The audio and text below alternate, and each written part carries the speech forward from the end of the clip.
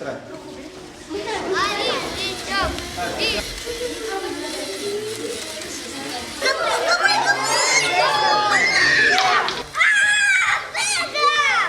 Билим берүү жана илим министрлиги Алтын түйүн балдардын Республикалык инженердик техникалык академиясы менен биргеликте илим техника жана өндүрүш жумалыгын өткөрүп жатышат. Жумалыкты окуучу жаштар үчүн илимий изилдөөлөр жана өнөр жайдын кызыктуу дүйнөсүн ачып берүү үчүн өткөрүп келе жатканына 10 жылдан ашууну убакыт болду.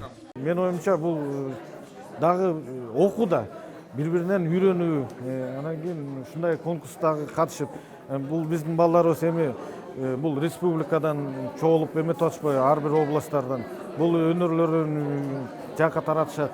Анан кийин ушу эң жакшы мыкты балдарды дагы биз мындай сыртка дагы алып чыгып атабыз, чет өлкөлөргө алып чыгып атабыз. Мына Россияга биздин балдар барып келип атышат, Өзбекстан, Казакстанга барып келип атышат. Жакшы мындай Америкага чейин барып келишкен. Анан кийин ошол жерден жакшы мындай деңгээлин көрсөтүп атышат. Аталган иш-чаранын максаты балдардын аң сезимин кеңейтип, аларды техникалык багыттагы кесиптерди өздөштүрүүсүнө жол ачуу болуп саналат. Келечекте биздин өлкөнүн өнөр жай жана өндүрүш тармагынын активдүү өнүгүүсүнө жаңы технология жана жогорку квалификациялуу кадрлар бул максатка жетүүгө жардам берет. Ошо тема өзү оор нерсени жасоо экен, биз ошого жараша жанагындай воздушный шар менен ошо немени оор нерселерди ташый турган нерсе жасап атабыз. Жана анан мисалы көп жердеги мисалы суудан башка мындай бир мамлекетте экөөнүн ортосунда суу болот да.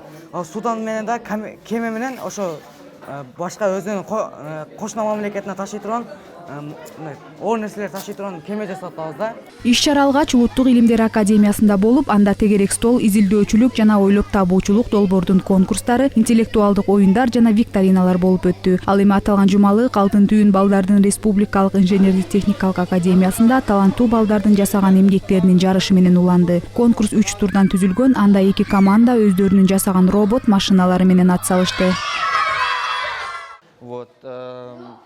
Биздин академияда илим, техника жана өндүрүш жумалыгы өтүп жатат. Ошол үчүн биз кружоктун катышуучуларынын арасында кичи конкурс уюштурдук.